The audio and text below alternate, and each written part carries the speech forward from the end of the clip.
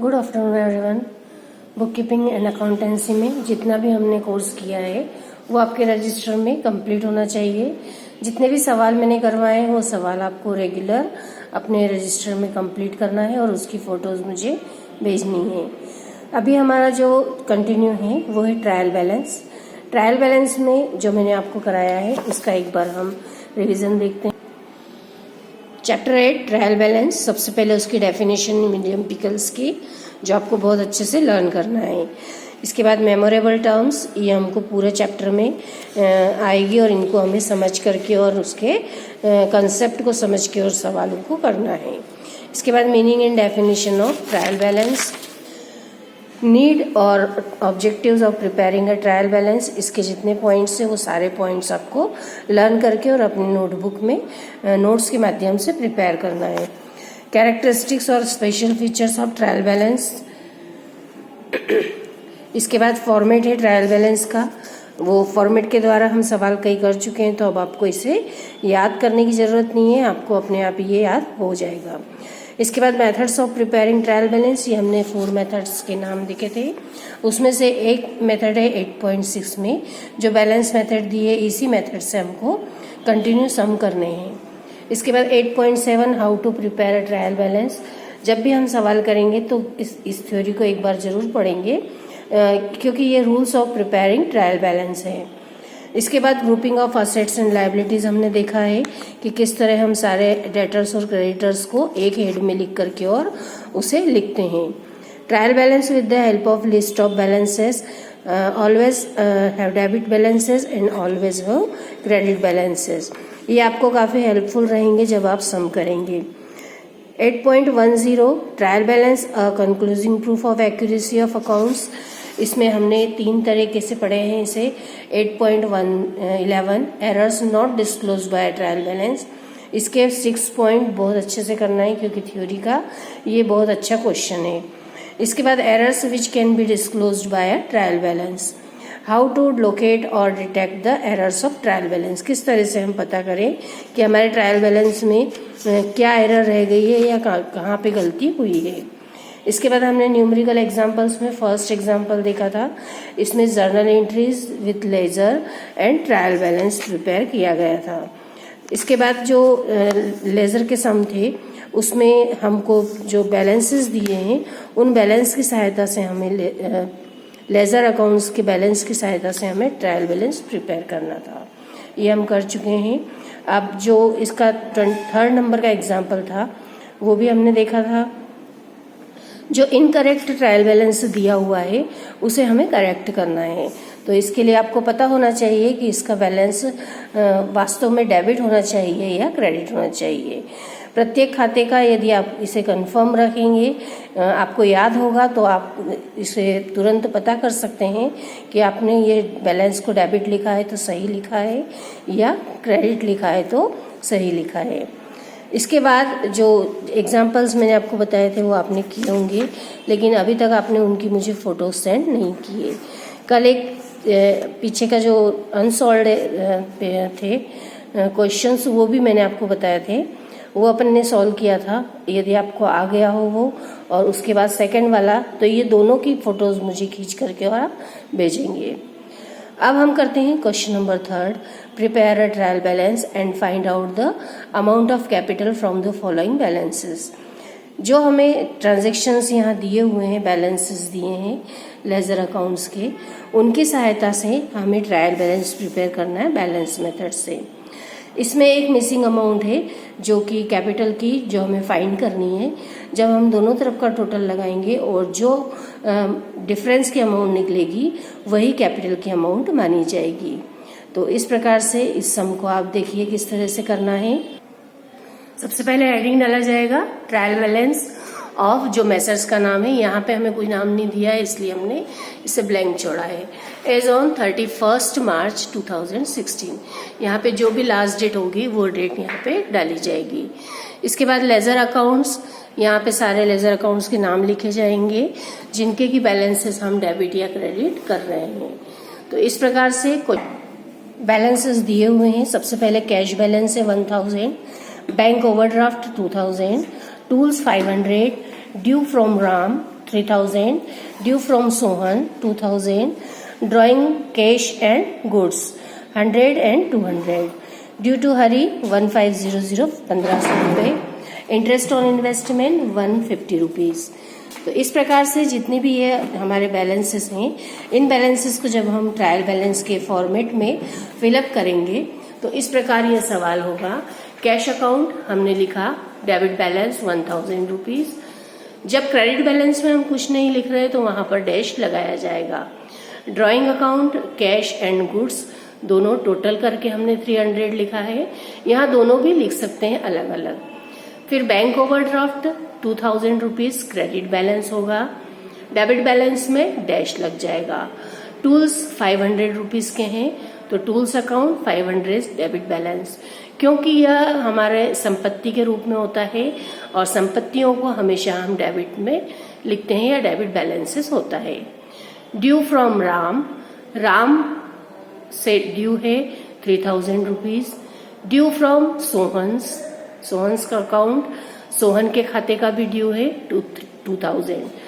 तो ये जो दोनों हैं due from Ram and Sohan, ये हमारे डेटर्स हैं, इनसे हमें पैसा प्राप्त करना है। इसे हम दोनों को डेटर्स के रूप में भी लिख सकते हैं। यदि हम एक ही हेड कर दें इन दोनों का तो डेटर्स की अमाउंट लिख करके 5000 टोटल बाहर लिखा जा सकता है। ड्यू टू हरी, हरी को देना है, हरी को देना है 1500 1500 रुपये, ये हमारा क्रेडिटर है।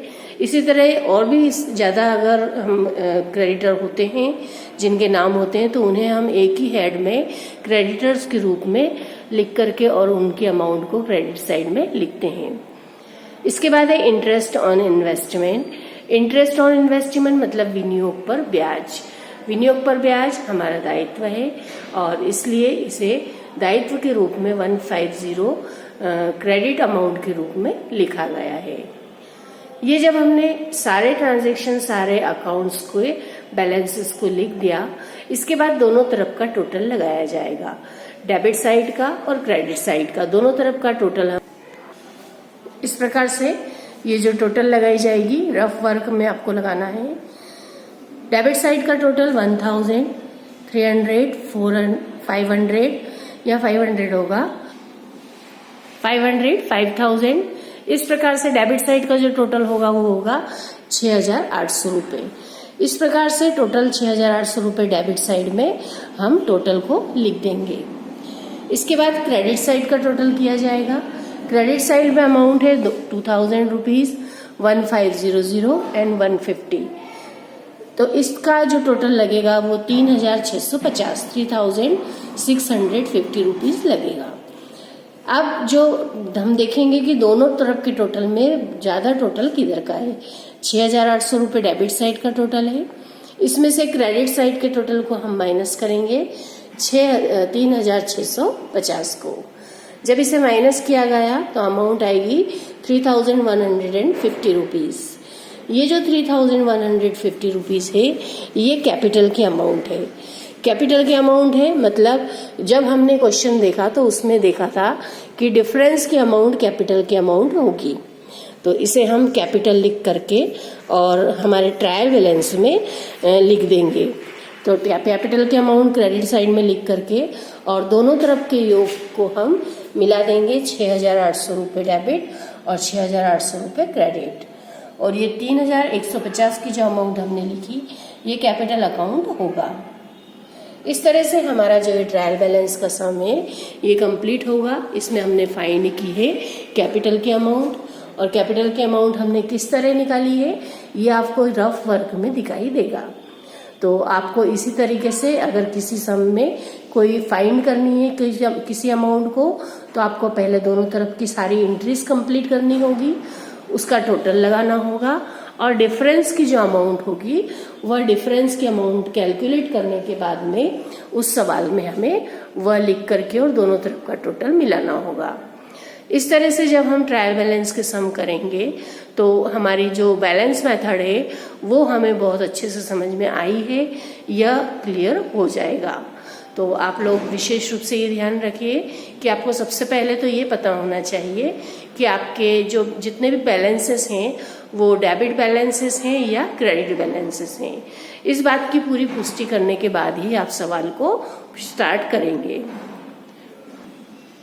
इस प्रकार आपको आगे के और सम करने हैं। 1 बाय 1 आप यदि सवाल करते जाएंगे तो आपके ट्रायल बैलेंस के सम कंप्लीट भी हो जाएंगे और ये आपको क्लियर हुए या नहीं ये भी पता लगेगा। तो अब आप सबसे पहला काम आपको ये करना है कि जब भी आप ये सवाल करेंगे तो इसकी फोटोज खींच करके मुझे जरूर सेंड कीजिए। ये क्लियर होना चाहिए कि आप लोगों ने सवाल किए हैं और आपको सवालों में किसी तरह की कोई प्रॉब्लम नहीं आई है। जब आप सवाल कर लेंगे तो आप खुद ही कॉन्फिडेंट होंगे कि हमने ट्रायल बैलेंस को अच्छे से समझ लिया है। इसके बाद जब मैं आपको प्रोजेक्ट वर्क दूंगी तो उसमें भी आपको मन से ही इसके सवाल भी करने हैं। तो इसके आगे के सवालों को आप लोगों को कंप्लीट करना है और मुझे सेंड करना है। इसके आगे के जितने भी सवाल हैं उन सभी सवालों में यदि कोई पॉइंट ऐसा आता है जो आपको क्लियर नहीं हो रहा हो तो वो पॉइंट आप मुझसे कॉल करके पूछ सकते हैं या फिर व्हाट्सएप पर मैसेज दे करके अपनी प्रॉब्लम को सॉल्व करवा सकते हैं, ताकि आपके सवालों को करते समय आपको जो भी दिक्कत आ रही हो वो दिक्कत दूर हो करके और आप आगे सवालों को कंटिन्यू कर पाएंगे। तो आप फटाफट इन सवालों को कीजिए और मुझे इनके फोटोज भी सेंड कीजिए। इसी के कंटिन्यू रहते हुए एक एग्जाम्पल और हम देखेंगे इसका। Prepare a trial balance on 31 December 2016 from the information given below. Capital 50,000, debtors 60,000, creditors 19,000, discount allowed 300, sales return 3,000, purchase return 1,000, drawing 6,200, advertisement 4,100, salary मतलब वेतन 12,400, सेल्स 1,30,000 1,30,000, परचेजेस मतलब क्रय 80,000, फर्नीचर 5,000 500 रुपये 5,000 रुपये, ओपनिंग स्टॉक मतलब प्रारंभिक रहतिया 30,000, closing stock 15,000, interest on investment 1,000। जितने भी ये लेजर अकाउंट्स के बैलेंसेस हैं इन्हें हम एक एक को ध्यान से देखेंगे कि ये कौन सा बैलेंस डेबिट में जाना चाहिए या क्रेडिट में जाना चाहिए। इस प्रकार जो कैपिटल होती है, सबसे पहले कैपिटल का बैलेंस होता है हमेशा क्रेडिट बैलेंस, इसलिए इसको हम सवाल में ही क्रेडिट बैलेंस लिख देंगे। जब भी हम सवाल करेंगे तो पहले आप जब सवाल के जितने भी अकाउंट्स को देखेंगे उनके बैलेंसेस को, तो आप वहीं पेंसिल से डेबिट या क्रेडिट शॉर्ट में आप दिखा सकते हैं, ताकि जब आप सब फॉर्मेट बना करके ट्रायल बैलेंस की जब लिस्ट प्रिपेयर करेंगे तो वहां आपको सिर्फ एक अमाउंट ही लिखनी रहेगी जो आप पहले ही सवाल में डिसाइड कर चुके हैं। तो कैपिटल होगा क्रेडिट बैलेंस, यहाँ हम छोटे अक्षरों में CR लिख देते हैं। 60,000 डेटर्स हैं, डेटर्स का बैलेंस ऑलवेज डेबिट बैलेंस है, तो 60,000 होगा डेबिट बैलेंस। क्रेडिटर्स 19,000, क्रेडिटर्स का बैलेंस हमेशा क्रेडिट बैलेंस होगा, तो CR लिख करके इसे शॉर्ट में हम यहाँ पर दिखा देते हैं। डिस्काउंट अलाउड, डिस्काउंट हमने अलाउ किया 300 रुपीज़, ये 300 रुपीज़ हमने दिया है इसलिए हमारा खर्चा है, और खर्चे और हानियों को एक्सपेंसेस को हम डेबिट करते हैं। सेल्स रिटर्न 3,000 रुपीज़, जो ये 3,000 है ये हमारी असेट्स हो गई है, हमारे पास रिटर्न होके वापस गुड्स आ गया है, इसलिए ये हमारी संपत्ति बन गई, और असेट्स और सभी संपत्तियों के खाते हमेशा डेबिट होंगे, इसलिए 3,000 को भी डेबिट में लिखा जाएगा।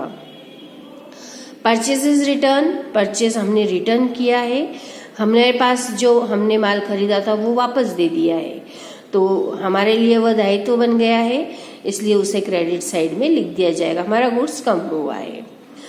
ड्राइंग अकाउंट 6,200 रुपीज़, ड्राइंग जो होता है वो ड्राइंग अकाउंट हमेशा डेबिट होगा, जो ड्राइंग डेबिट होगा इसलिए डेबिट में इसका टोटल लिखा जाएगा, और इसे शॉर्ट में हम यहाँ पर DR करके और समझा देंगे। इसके बाद आएगा एडवर्टाइजमेंट, एडवर्टाइजमेंट की अमाउंट है 4,100 रुपीज़, यह हमारा खर्चा होता है, खर्चे और हानियों को हमेशा डेबिट साइड में लिखा जाता है। इसी तरह सैलरी भी हमारी एक्सपेंसेस के रूप में है, इसलिए 12,400 रुपीज़ सैलरी के डेबिट साइड में लिखे जाएंगे। सेल्स क्रेडिट बैलेंस होता है, इसलिए सेल्स 1,30,000 रुपीज़ क्रेडिट बैलेंस होगा। परचेजेस हमेशा डेबिट बैलेंस होता है, 80,000 जो परचेजेस है उसे डेबिट साइड के टोटल में हम लिखेंगे। फर्नीचर हमारी संपत्ति है, इसे भी हम डेबिट में लिखेंगे। ओपनिंग स्टॉक होगा 30,000। ये 30,000 की जो अमाउंट है ये ओपनिंग स्टॉक के रूप में हमें डेबिट साइड में हमें लिखनी रहेगी, डेबिट बैलेंस के रूप में। Closing stock 15,000। ये क्लोजिंग स्टॉक के बारे में आपको पहले भी बताया हुआ है। क्लोजिंग स्टॉक मतलब अंतिम रहतिया जो होगा उसे कभी भी हम ट्रायल बैलेंस के अंदर नहीं इंक्लूड करते हैं। इसे हम हमेशा जब हमारा ट्रायल बैलेंस कंप्लीट हो जाता है तो उसके बाद में एक नोट के रूप में एक लाइन लिखेंगे जिसमें कि हम दिखाएंगे कि क्लोजिंग स्टॉक की अमाउंट 15,000 है। इसके बाद है interest on investment 1,000 rupees. Interest on investment ये क्रेडिट बैलेंस होता है, क्रेडिट साइड में इसका हम टोटल लिख देंगे जो भी बैलेंस का टोटल है। इस प्रकार से एक एक जब हम डिसाइड कर लेते हैं कि हमें किस खाते के बैलेंस को कहाँ पर पहुँचाना है, ये डिसाइड करने के बाद हम ट्रायल बैलेंस बनाते हैं। ट्रायल बैलेंस जो डेट दी हुई होगी वो डेट लास्ट में हम लिखेंगे 31 दिसंबर 2016, यहाँ पे दी हुई है डेट, इसलिए ये डेट यहाँ पर लिख करके और लेजर अकाउंट्स के कॉलम में या लेजर अकाउंट के नीचे हम वे सारे खातों को लिखेंगे जो खाते हमने यहाँ पे डिसाइड किए हैं कि हमें इनको डेबिट में लिखना है या क्रेडिट में लिखना है। इन सारे अकाउंट्स को लिखने के बाद जिसकी अमाउंट हमने डिसाइड की है, जो डेबिट अमाउंट लिखने वाले हैं वो डेबिट साइड में हम उनके अमाउंट को हम डेबिट साइड में लिख देंगे। जैसे कैपिटल है, कैपिटल को हमने क्रेडिट किया है, क्रेडिट साइड में उसकी अमाउंट लिखी है 50,000। डेटर्स जो हैं उनकी डेबिट साइड में लिखी है 60,000। क्रेडिटर्स क्रेडिट बैलेंस होता है 19,000। Discount allowed 300 rupees debit balance. Sales return debit balance 3,000 rupees. Purchases return है, इसलिए क्रेडिट साइड में इसका बैलेंस टोटल जो बैलेंस है वो जाएगा 1,000 रुपीज़। इसके बाद ड्राइंग अकाउंट को हमने देखा था कि हमें उसे डेबिट करते हैं, तो ड्राइंग अकाउंट के बैलेंस को डेबिट साइड में 6,200 रुपये लिख करके और बैलेंस को यहाँ लिख दिया जाएगा। एडवर्टाइजमेंट बिजनेस का एक्सपेंसेस होता है, खर्चे और हानियों को डेबिट करते हैं, इसलिए 4,100 रुपये एडवर्टाइजमेंट के डेबिट साइड में हम लिख देंगे। सैलरी अकाउंट, सैलरी भी बिजनेस का एक्सपेंसेस है, उसे भी 12,400 रुपये डेबिट अमाउंट में लिख करके और इसे हम अपने ट्रायल बैलेंस को कंप्लीट करेंगे। सेल्स अकाउंट का ऑलवेज क्रेडिट बैलेंसेस होता है, तो सेल्स अकाउंट का जितना टोटल है बैलेंस के रूप में 1,30,000, इसे हम क्रेडिट साइड में लिख देंगे। परचेज अकाउंट ऑलवेज डेबिटेड, इसके डेबिट बैलेंस को 80,000 को हमने डेबिट साइड में लिख दिया। इसके बाद फर्नीचर अकाउंट बिजनेस की संपत्ति के रूप में फर्नीचर बिजनेस में होता है, इसलिए सभी संपत्तियों के खातों को हमेशा डेबिट किया जाता है। तो संपत्ति यानी फर्नीचर 5,000 रुपीज़ बैलेंस है, वह डेबिट साइड में लिख दिया गया है। ओपनिंग स्टॉक 30,000, 30,000 रुपये का ओपनिंग स्टॉक भी यहाँ पर लिखा जाएगा जो कि डेबिट बैलेंस के रूप में यहाँ हम देंगे। इंटरेस्ट ऑन इन्वेस्टमेंट मतलब जो विनियोग किया उस विनियोग पर जो ब्याज हुआ वह ब्याज 1,000 रुपये का जो क्रेडिट बैलेंस के रूप में हमारे पास है उसे हम क्रेडिट साइड में लिख करके और हम हमारे ट्रायल बैलेंस को कंप्लीट करेंगे। डेबिट साइड और क्रेडिट साइड दोनों तरफ के जब टोटल को हमने किया है रफ में, तो दोनों तरफ का टोटल सेम होगा 2,01,000 रुपये और क्रेडिट का भी 2,01,000 रुपये। दोनों तरफ का यदि हमारा टोटल टैली हो गया तो यह माना जाएगा कि हमने जो ट्रायल बैलेंस का सम किया है वो सही है। तो इस तरह से ये पूरे सम को करने के बाद में जब पूरा सम होगा उसके बाद नीचे एक लाइन लिख दी जाएगी नोट के रूप में, closing stock will not appear in trial balance. Closing stock बाद में लिखा जाता है, ट्रायल बैलेंस के अंदर नहीं लिखा जाता। इसे हम यहाँ पर क्लोजिंग स्टॉक की अमाउंट को भी लिख करके और कंप्लीट कर सकते हैं। क्लोजिंग स्टॉक की जो अमाउंट हमें सवाल में दी गई थी, क्लोजिंग स्टॉक 15,000 है, तो ये 15,000 रुपीज़ हम यहाँ पर में जो सवाल कंप्लीट हुआ जहाँ आपने नोट लिखा है वहीं क्लोजिंग स्टॉक 15,000 रुपीज़ लिख करके भी हम सवाल को कंप्लीट करते हैं। तो इस प्रकार आपको ये ध्यान देना है कि जितने भी हमने ये एग्जाम्पल्स भी देख रहे हैं उनमें प्रत्येक एग्जाम्पल में, हर एग्जाम्पल में कोई न कोई नई बातें हैं जो कि आपको कुछ न कुछ सिखाएगी। तो इस प्रकार आप एक एक एग्जाम्पल को बहुत ध्यान से देखेंगे।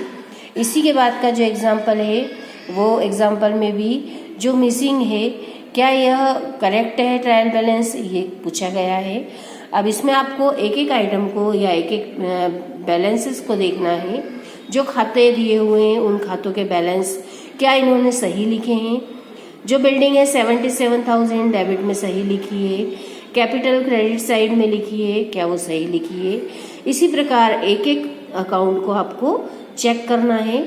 और यदि आपने देख लिया कि हाँ हमने यह हम जो आपने सीखा है उसके अकॉर्डिंग सही लिखा है, तो उसके बाद में फिर जो यहाँ पे करेक्टेड ट्रायल बैलेंस दिया है आप उसमें भी अपनी स्वयं की जांच कर सकते हैं कि आपने जो सोचा है, आपने यदि सोचा है कि ये गलत हुआ है और इसमें भी वो गलत किया है या नहीं, या उन्होंने यहाँ पर जो करेक्ट किया है उसमें उसको सही कर दिया है, तो आप खुद इस बात की स्वयं पुष्टि करेंगे कि आपने जो सीखा था वो आपने सही सीखा है। तो ये आपके लिए होमवर्क है। एग्जाम्पल नंबर 7 को आप बहुत अच्छे से देखिए। ये जो इनकरेक्ट ट्रायल बैलेंस दिया है इसे करेक्ट भी बाद में किया गया है, लेकिन आप आंसर को पहले नहीं देखेंगे और पहले आप इसमें ही डिसाइड करके और आप अपना खुद का एनालिसिस करेंगे कि आपने जो अब तक सवाल किए हैं उसमें जो आपने थ्योरी से भी सीखा है उसमें आप सही कर पाए हैं या नहीं। तो इस तरह से ये आप अपने कार्य को पूर्ण करेंगे। एक के बाद एक इस तरह से ये एग्जाम्पल्स को करेंगे और इसके बाद जो पीछे सम दिए हुए हैं, जो एक सम मैंने आज कराया उसके बाद के सम, ये भी आप करने की पूरी कोशिश करेंगे। और यदि इनमें कोई आपको दिक्कत आती है, किसी भी तरह का पॉइंट क्लियर नहीं होता है, तो आप मुझसे पूछेंगे। तो इस प्रकार से आपकी स्टडी रेगुलर चलनी चाहिए। आपकी ओर से प्रॉपर रिस्पॉन्स भी आना चाहिए। आपकी तरफ से कोई भी रिस्पॉन्स नहीं आता है, आप लोग वीडियो देख रहे हैं या नहीं देख रहे हैं यह भी क्लियर नहीं होता। यदि आप वीडियो देखते हैं तो आप उसके बारे में भी बताइए कि इस वीडियो में किस तरह से और बताया जा सकता है कि आपको और ज़्यादा अच्छे से कन्वीनियंटली समझ में आ जाए। तो इस प्रकार से आपने जितने भी आज के सवाल देखे हैं, जो आपको क्लियर हुआ है या नहीं ये भी आप ज़रूर बताइए। जो हमने सवाल अब तक किए हैं उन्हें आप रजिस्टर में ज़रूर कीजिए। यदि आप सवाल नहीं करते हैं तो ये इसमें आपका खुद का लॉस है। यदि आप सवाल नहीं करते हैं तो आप हर चैप्टर में सवालों को छोड़ और आगे बढ़ रहे हैं, यदि या उसे पढ़ ही नहीं रहे हैं तो इसमें आपका खुद का बहुत बड़ा लॉस है, क्योंकि एग्ज़ाम निश्चित रूप से होनी है और इस एग्ज़ाम में भी आपको बहुत अच्छे से अपने परफॉर्मेंस को दिखाना है। अच्छे से यदि आप लिख करके देंगे, ये यदि आप सीख लेंगे अभी से अच्छे से, तो आपको नेक्स्ट ईयर यही चीज़ें काम आने वाली है। तो इस बात को किसी भी तरह से इग्नोर नहीं करें और आप अपने जो वर्किंग है, जो अपना वीडियो देखने का समय है, उसे भी आप प्रॉपर ऐसे समय में कीजिए जब आप उसके बाद उसे देखकर तुरंत बाद में सवालों को भी कर पाएँ। तो वीडियो को ज़रूर ध्यान से देखा करिए और इसके बारे में जो भी आपकी राय है वो राय भी आप ग्रुप पर ज़रूर सेंड कीजिए। अब आपको एक बहुत जल्दी ही प्रोजेक्ट भी मिलने वाला है। उस प्रोजेक्ट में भी आपको मन से इन सवालों को पूर्ण करना है, क्योंकि जो भी सवाल आपको प्रोजेक्ट में दिया जाएगा उसकी डिजिट्स चेंज कर दी जाएगी। हो सकता है उसमें कुछ पॉइंट नया भी दे दिया जाए। जो कि आपने यदि पढ़ा होगा इसके पूरे चैप्टर में, तो उस चैप्टर में से पढ़े हुए को आप समझ पाएंगे और उस क्वेश्चन को कर पाएंगे। प्रोजेक्ट का आप सभी जानते हैं कि उसके नंबर आपकी एग्ज़ाम में 100% जुड़ते हैं, तो प्रोजेक्ट को भी आपको बहुत अच्छे से करना है। जो आप कॉपी प्रिपेयर कर रहे हैं उस कॉपी को भी आपको मेंटेन रखना है, अच्छे से बनाना है, और उसके भी आपको ग्रेडिंग मिलेगी या उसके भी नंबर आपको एग्ज़ाम में दिखाए जाएंगे। तो इस प्रकार से आप अलर्ट रहें और अपनी स्टडी कंटिन्यू करते रहिए।